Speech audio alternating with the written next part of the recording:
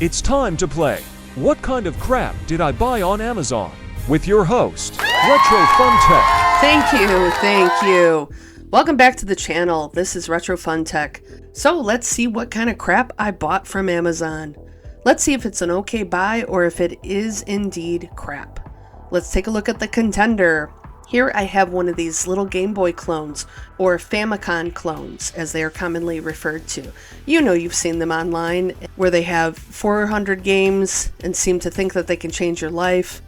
This was only $20 on Amazon. I was interested in this because it came with a controller and a TV adapter. I'm honestly curious if it even works. Alright, so let's unbox this thing. Nothing really special about the box. Inside we have a case. That's nice. I like the blue. The device and all the components are packaged nicely in there. That's neat. I can see someone using this on a good old-fashioned road trip. Throw this at little Johnny and Susie to keep them quiet and maybe they can have some retro fun. In the case is the fake Game Boy, a controller for 2-player support, an AV cable, the world's tiniest charging cable without a brick, and the instructions. The cool thing about the battery is that it's an old cell phone battery. Looks like something out of a Nokia or an LG, so you should be able to find these online still. And of course, no Famicom clone is complete without weirdo menu music. Yes! Listen to that. Maybe I can get a remix of this. Boots and cats and boots and cats and boots and cats. No? Okay. On top is the power button, the micro USB charging port, and the AV jack. This is not a headphone jack. Nothing on the bottom or the sides. There is a volume wheel on the left side down at the bottom. Alright, gaming time. Let's see how this thing plays games.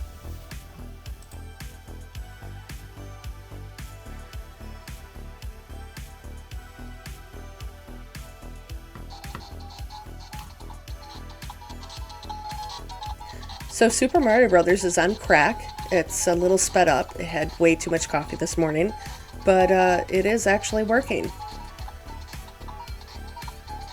You have a hyper jump button, which is not uncommon for the Famicom clones, and there's two of the buttons. Yay, hyper jump. 2 of the buttons are normal buttons, and 2 of them are like hyper buttons.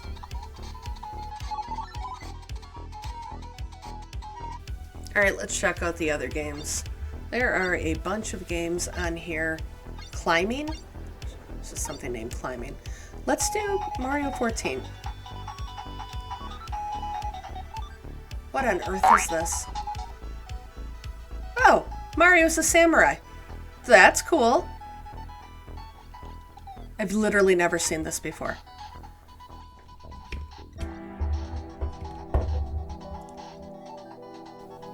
Okay, I just looked it up online. Apparently Super Mario 14 is a high-quality game that works on all major modern web browsers. So it's a browser game. I've never played this before. Anybody play this? Comment below. Alright, let's see if Mario 3 is sped up. No, it's not sped up. Well, that's surprising. So the buttons aren't bad. They're quite mushy, so is the D-pad.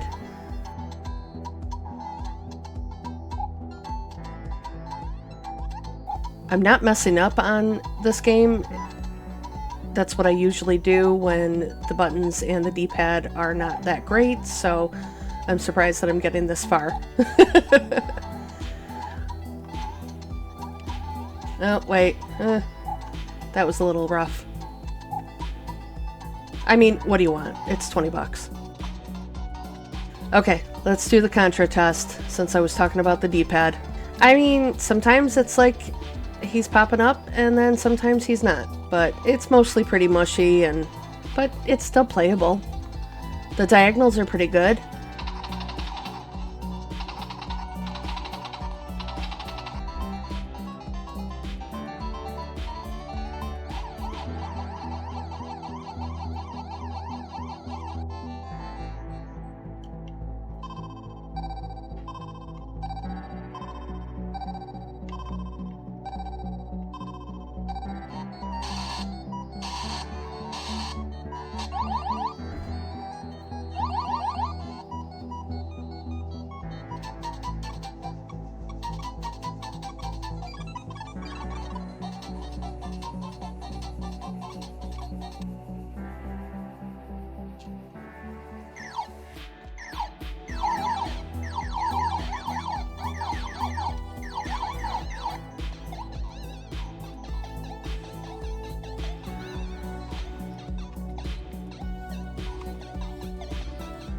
Teardown time. Let's see just how janky the board looks. Also, I want to see if there's any hidden SD card or any way that we can add some extra games. More than likely there isn't, but it's fun to look. And nope, we are stuck with what we have. That's what I thought.